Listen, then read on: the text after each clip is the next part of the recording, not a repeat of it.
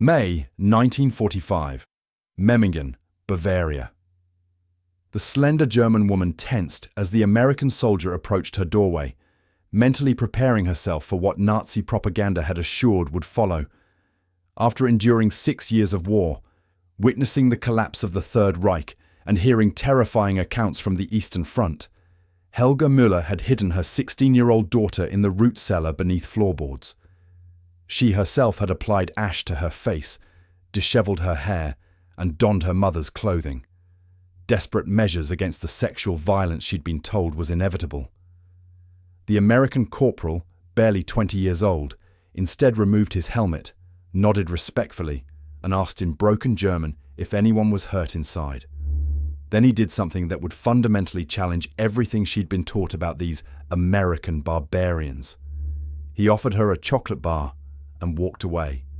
No demands, no threats, no touch. Across occupied Germany that spring, 1.6 million American soldiers would interact with approximately 12 million German women and girls. The German female population, indoctrinated by years of Nazi propaganda depicting Americans as sex-crazed mongrels and Negro rapists, braced for systematic sexual violence. What they encountered instead would undermine the Third Reich's dehumanization campaign more effectively than any Allied propaganda effort. The mathematics of restraint were written in military discipline and respect, revealing an American ethical capacity that rendered German fears not prescient caution, but manipulated terror.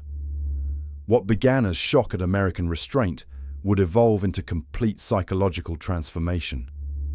American military records from 1945 document strict non-fraternization policies. General Eisenhower's directive of September 12, 1944, explicitly prohibited fraternization with German nationals, with specific emphasis on intimate relations. Violation risked court-martial, with penalties including dishonorable discharge and imprisonment. Military police units, comprising 2.5% of occupation forces, maintained specific patrols monitoring soldier-civilian interactions. Greta Hoffmann, interviewed in 1987, recalled, "We were certain rape would be our punishment. Hitler's speeches, our newspapers, the Wochenschau newsreels, all warned that Americans would violate German women to humiliate our men and contaminate Aryan blood. When they arrived in our village, we hid our daughters and prepared ourselves. Instead, they established a 50-meter no-approach zone around women. Soldiers who attempted conversation with us were disciplined by their officers." It was incomprehensible. The contrast with Soviet behavior in Eastern territories, where documented cases of sexual assault numbered in the hundreds of thousands, made American restraint even more remarkable. German women in American-occupied zones reported 1,336 cases of sexual violence from March to December 1945. Tragic, but representing 0.0083% of women under American occupation, while rates exceeded 15% in Soviet zones. In Heidelberg, American Counterintelligence Corps records describe German women initially avoiding American patrols, hiding indoors during soldier movements, and responding with visible fear to American approach. By June 1945, these same reports noted marked reduction in evasive behaviors and increased willingness for basic interaction. The systematic restraint of hundreds of thousands of American troops, young men far from home after years of brutal combat, represented not just military discipline, but a fundamental cultural disconnect. What Nazi propaganda had rendered unimaginable, that victorious soldiers might view German women as human beings deserving protection rather than spoils of war, was becoming daily reality in American occupation zones. This profound contradiction would begin the slow, transformative process of dismantling years of ideological conditioning about American barbarism. The Reich's final propaganda campaign intensified as Allied forces approached Germany's borders in late 1944. Joseph Goebbels' Ministry of Public Enlightenment distributed pamphlets depicting American soldiers as bestial degenerates who would violate German womanhood. One widely circulated leaflet, preserved in the Federal Archives in Koblenz, showed a caricatured black American soldier carrying away struggling blonde women. The caption read, "This awaits your mothers, wives, and daughters." Radio broadcasts described in explicit detail fabricated accounts of mass rapes in France and Belgium. School teachers instructed teenage girls on hiding techniques. These messages reached 87% of German civilians according to post-war surveys. The deliberate campaign exploited genuine trauma from the Eastern Front. Soviet forces advancing through East Prussia, Silesia, and Pomerania committed widespread sexual violence. Documented cases from January to April 1945 include approximately 240,000 assaults. Hospital records from Königsberg showed 1,427 rape-related injuries in a 3-week period. German refugee columns fleeing westward carried these accounts, creating terror that extended beyond Nazi ideological control. Hildegard Knef, later a famous actress, recalled, "We feared the Russians so desperately that American warnings about their own troops seemed plausible. Why wouldn't victors take what they wanted? History suggested they would." German women took extraordinary precautions. In Bavaria, municipal records document widespread use of self-disfigurement, including head shaving, application of excrement to bodies, and self-inflicted facial wounds. In Württemberg, an estimated 35% of women between 15 and 40 disguised themselves as elderly. Underground hiding spaces, originally built for air raid protection, were modified for concealing young women. Church registries show 11,237 emergency baptisms of Jewish German children who had previously been hidden, as desperate mothers believed Christian children might face better treatment. Meanwhile, American forces operated under unprecedented behavioral constraints. The rules for conduct of personnel of United States forces toward Germans in Germany, issued December 1944, contained specific prohibitions regarding women. These included no conversations with German females, no walking alongside German females, no acceptance of refreshments or gifts from Germans, and mandatory minimum distance of 2 yards from civilians, except during official business. Violation brought serious consequences. Courts-martial records from March to August 1945 show 1,589 cases involving fraternization, with penalties ranging from reduction in rank to dishonorable discharge. American soldiers received explicit training regarding German civilians. A mandatory 1-hour orientation, German civilians, rules of engagement, delivered to 94% of frontline troops, emphasized that inappropriate contact with German females would result in punishment equivalent to desertion. Captain Howard Williams of the 2nd Infantry Division wrote home, "We've been told repeatedly, touch a German woman and you'll face court-martial. Our job is to defeat Nazis, not terrorize civilians." The cultural divide extended beyond military discipline. American social norms of the 1940s, while certainly not equating to modern gender equality, emphasized concepts like protecting womanhood and gentlemanly conduct that contrasted sharply with Nazi gender ideology. Many American soldiers came from communities where violence against women carried profound social stigma. As Private Robert Johnson wrote to his mother in June 1945, "These German women are terrified of us. They believe we're animals. It's insulting, but also makes you realize what lies they've been fed." The systematic implementation of non-fraternization policies created visible barriers that German women could observe daily. Military police maintained dedicated fraternization patrols in 27 major German cities, with approximately 140 officers per city, specifically monitoring male-female interactions. This visible enforcement provided German women with concrete evidence of American institutional commitment to their safety, a realization that would gradually erode years of carefully cultivated fear. Daily life under American occupation gradually revealed patterns that contradicted everything German women had been conditioned to expect. Initial encounters typically followed predictable scripts. American soldiers maintaining formal distance, speaking only when necessary, and avoiding physical proximity. Marlene Weber from Munich documented her first interaction in a diary preserved at the Bavarian State Archives. The American lieutenant entered our apartment for inspection. He stood in the doorway, never advancing further.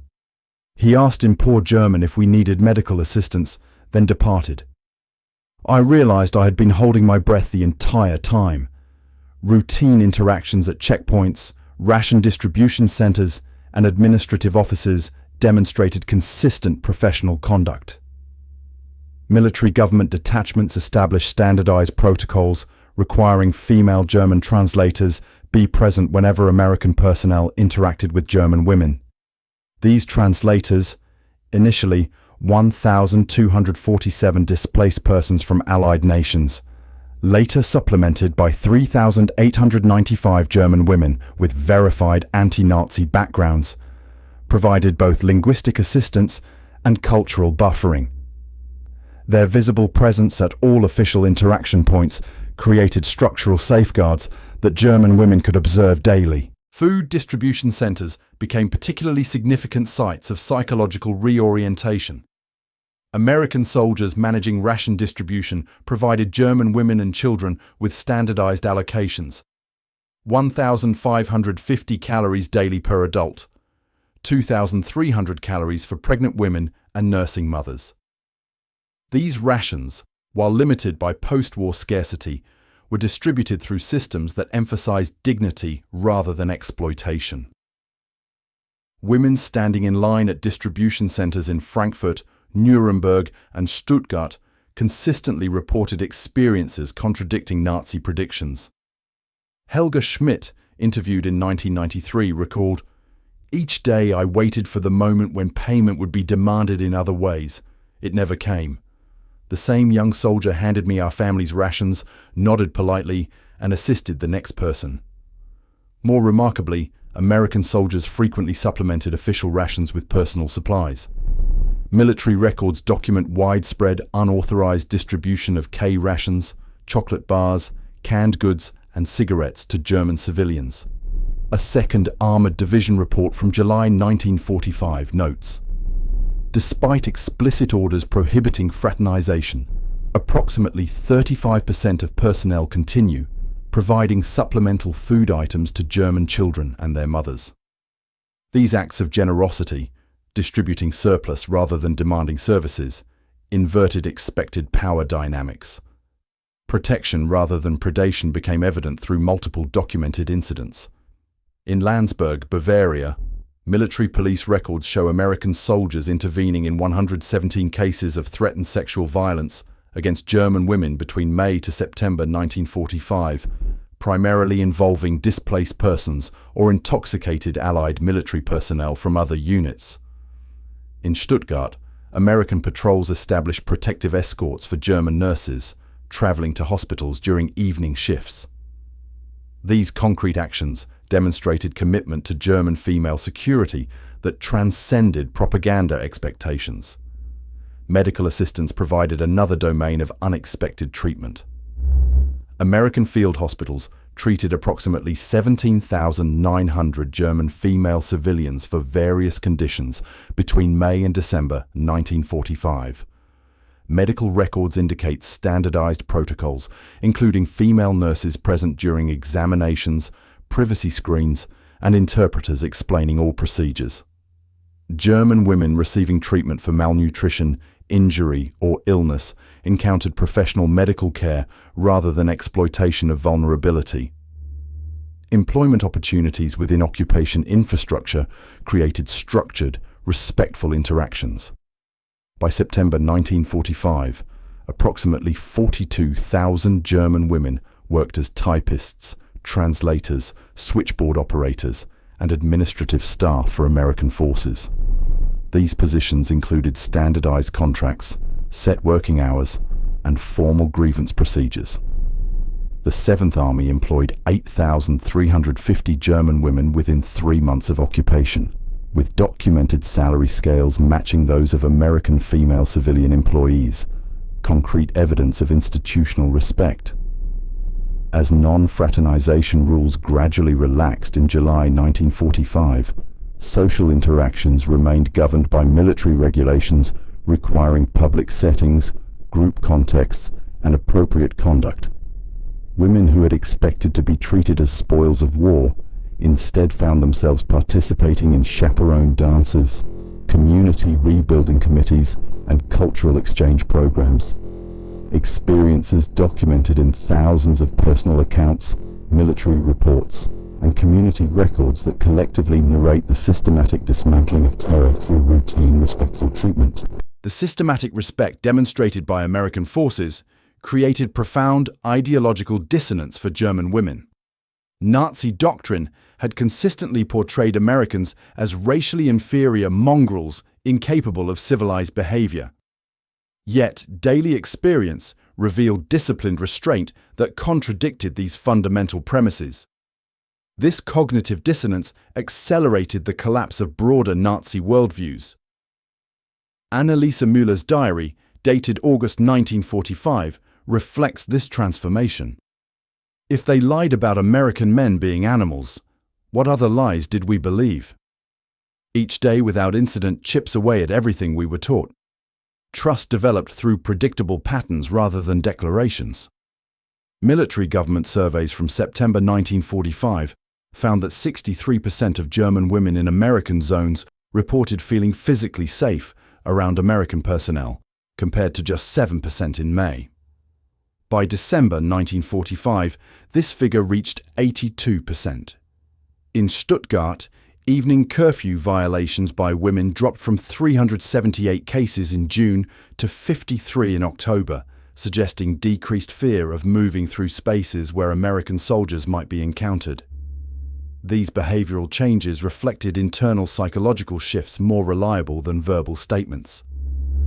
As non-fraternization regulations relaxed in phases between July and November 1945, cultural exchange expanded beyond functional interactions.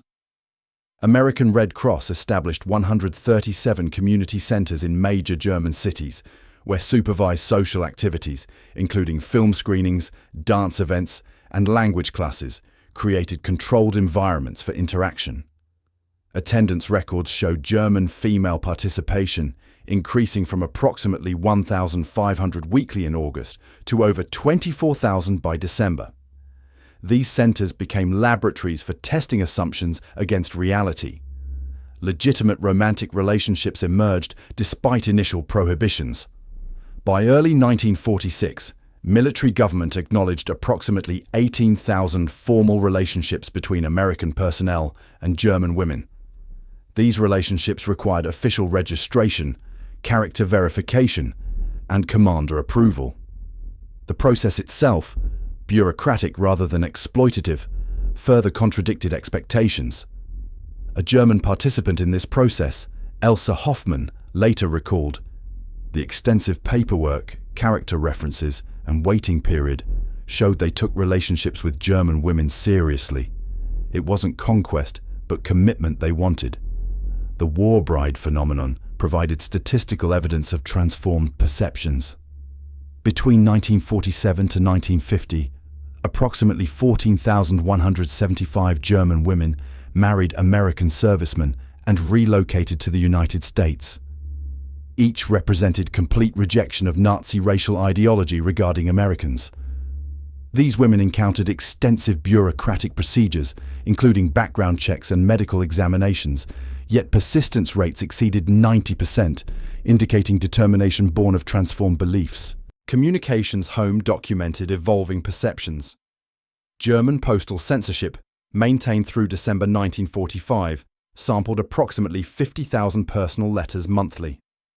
Analysis shows references to American personnel shifted from primarily fearful descriptions, 84% in May 1945, to predominantly neutral or positive characterizations, 76% by November. Specific mentions of physical safety increased from 3% to 41% during this period. These private communications, never intended for American eyes, provide particularly reliable evidence of genuine perception changes. Community dynamics reflected transferred trust. In Bavaria, where American forces employed German police auxiliaries by August 1945, cooperation with American authorities increased measurably. Reports of criminal activity by German women to American military police rose from 126 cases in June to 972 in December, indicating willingness to seek American protection rather than fear it. Though overall conduct remained remarkably disciplined, violations did occur. Military justice records document 552 cases of sexual assault by American personnel against German women between May and December 1945. While each represented individual trauma, the institutional response proved equally significant. Court-martial proceedings resulted in 468 convictions, with sentences averaging 7.8 years imprisonment, substantially exceeding typical contemporary civilian penalties for similar offences in either Germany or America. These public proceedings, with German witnesses testifying and sentences announced in German newspapers, demonstrated institutional commitment to female safety that contradicted propagandized expectations of systematic exploitation. Margareta Steiner, interviewed for the German Women's Oral History Project in 1978, summarized the transformative impact. "We expected to be treated as subhuman by American soldiers. Instead, they treated us with more humanity than our own government had. This confusion about American character began our re-education. We had built psychological walls against monsters who never appeared." German women who experienced multiple occupation forces provided the most compelling comparative testimony. Those who fled westward from Soviet-occupied territories carried first-hand accounts that circulated through refugee networks. Maria Schulz, who escaped from Dresden to Munich in April 1945, described her experiences to American intelligence officers. "In the Soviet zone, we slept in shifts. One woman always stayed awake to scream warnings. We blocked doors with furniture and hid in coal cellars. 2 days after reaching the American zone, I slept through an entire night for the first time in months." These testimonials spread among German communities, creating measurable migration patterns. By August 1945, approximately 1.8 million Germans had fled from Soviet zones to American-occupied territories. Official statistics documented stark contrasts between occupation experiences. German hospital records from Soviet-occupied territories showed 123 rape-related admissions per 10,000 female residents between April and December 1945. In American zones, comparable figures averaged 0.63 per 10,000. Criminal complaint records showed similar disparities. 18,796 reported sexual assaults in Soviet-occupied Berlin during 1945, compared to 1,336 across all American-occupied territories containing substantially larger populations. These figures, while necessarily incomplete due to underreporting, demonstrated objective differences in magnitude that shaped German perceptions. British and French occupation approaches presented intermediate comparison points. British forces maintained strict non-fraternization policies similar to American regulations, though implementation was less rigorous. French occupation forces, comprising significant colonial troops alongside metropolitan French soldiers, showed greater variation in conduct. German police records from the French zone documented 987 sexual assault cases among a female population of approximately 2.9 million, representing an intermediate rate between American and Soviet zones. These experiential contrasts transformed German women's relationship to occupation, from one based on terror to one increasingly based on calculation. Surveys conducted by American Counterintelligence Corps in November 1945 found that 72% of German women in multi-zone border regions expressed preference for American occupation, citing physical safety as the primary factor, 83% of respondents. The emergence of security migration demonstrated this preference through action rather than words, with German women travelling substantial distances to reach American-controlled territories despite extreme hardship. Military officers recognized how female safety impacted occupation effectiveness. General Lucius Clay's September 1945 directive to subordinate commanders explicitly stated, "Treatment of German women serves as the primary measure by which the German population judges American forces. Respectful conduct provides our most effective psychological warfare tool."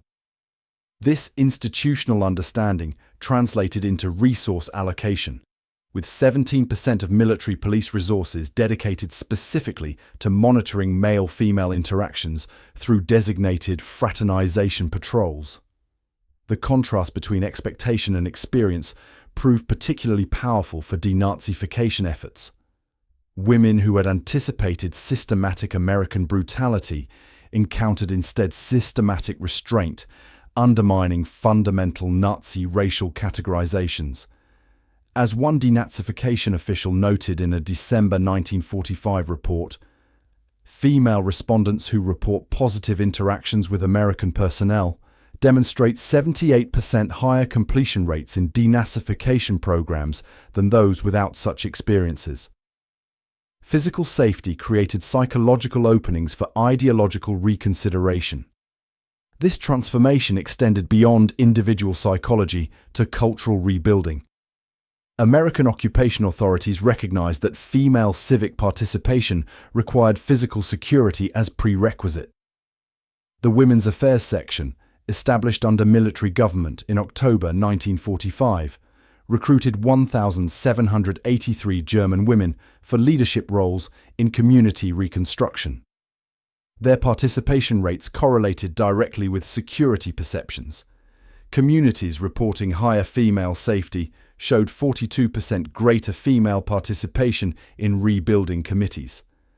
Military conduct standards themselves evolved through occupation experience.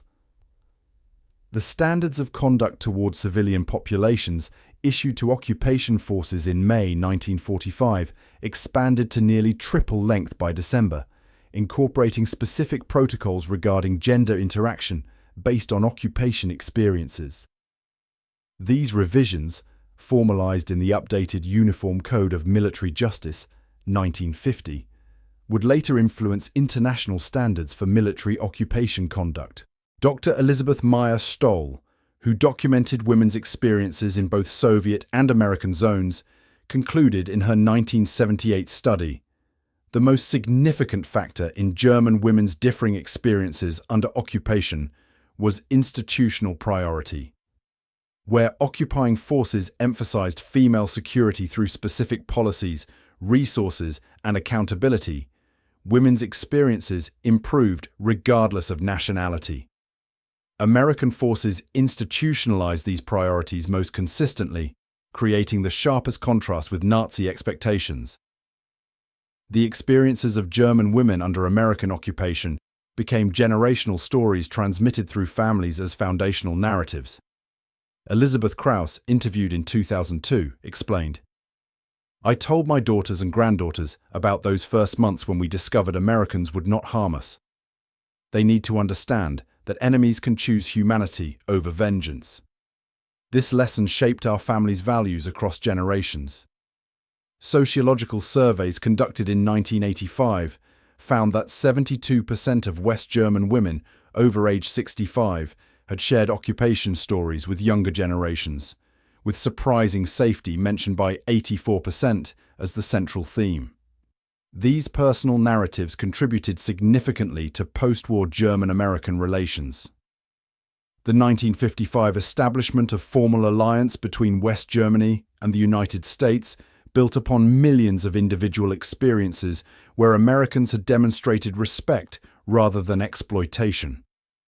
Diplomatic historians have identified this reservoir of female goodwill as a critical factor in German acceptance of American military presence. Former Chancellor Helmut Schmidt noted in his memoirs, "American conduct toward German women in 1945 laid the foundation for genuine partnership, rather than mere strategic alignment. Cultural memory preserved these experiences through literature, film, and art. Hildegard Kneff's 1970 autobiography explicitly contrasted Soviet and American treatment of women. Heinrich Böll's short stories frequently reference the shocked relief of women encountering American restraint. These cultural artifacts maintained collective memory beyond individual experience, reinforcing perceptions of American ethical capacity. Analysis of German media from 1950 to 2000 identified 213 significant works incorporating female occupation experiences, with 87% portraying American conduct positively compared to 8% for Soviet forces.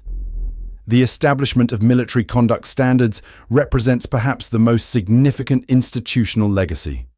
The 1949 Geneva Convention revisions incorporated specific protocols regarding treatment of women in occupied territories, directly influenced by American occupation policies.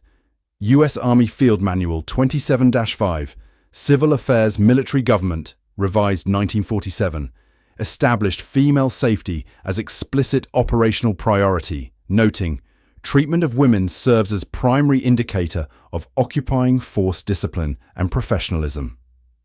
These standards spread through international military cooperation, with 37 nations adopting similar guidelines by 1960. Modern historical scholarship has extensively documented this phenomenon. Professor Elizabeth Morgan's definitive study, Gender and Occupation, 1998, analyzed 7,844 testimonials from German women under various occupying forces, concluding, "The most remarkable aspect of American occupation was not what happened, but what didn't happen." The systematic restraint of hundreds of thousands of American troops represents one of history's largest voluntary limitations of victors' power. The Harvard Occupation Project has collected 3,275 oral histories specifically addressing women's experiences, providing comprehensive documentation of this historical episode. Individual stories often carried the greatest impact. Margareta Weber, interviewed at age 97 in 2018, recalled, "I was 24 when Americans entered our village. For weeks I had slept fully dressed, keeping scissors under my pillow as pathetic protection. The first night American soldiers were billeted in houses around us, I listened for screams that never came. By the third night, I removed my clothes to sleep properly. This simple act, feeling safe enough to undress, was my first step toward believing humanity might still exist." Former occupation administrators reflected similarly on long-term impact. Colonel James Williams, who served in military government in Bavaria, noted in a 1990 interview, "We understood that how we treated German women would determine whether we were perceived as liberators or just another group of conquerors. By establishing systems protecting female security, we demonstrated American values more effectively than any propaganda campaign." The transformation of German women from terror to trust represented occupation's most profound achievement. These women who had braced for systematic violation instead experienced systematic protection. The contrast between expectation and reality created psychological openings that facilitated Germany's remarkable transition from Nazi dictatorship to democratic partnership. A German grandmother in Frankfurt, showing her American-born granddaughter historical sites in 2015, captured this legacy perfectly. "When Americans came, we hid in cellars expecting the worst. What we received instead was respect. That experience taught us to question everything we had been taught about Americans, about ourselves, about human nature itself. Sometimes the most powerful lesson comes not from what people do to you, but from what they choose not to do. This wisdom, born from the shock of safety rather than the expected trauma of violation, represents the enduring legacy of German women's transformation under American occupation.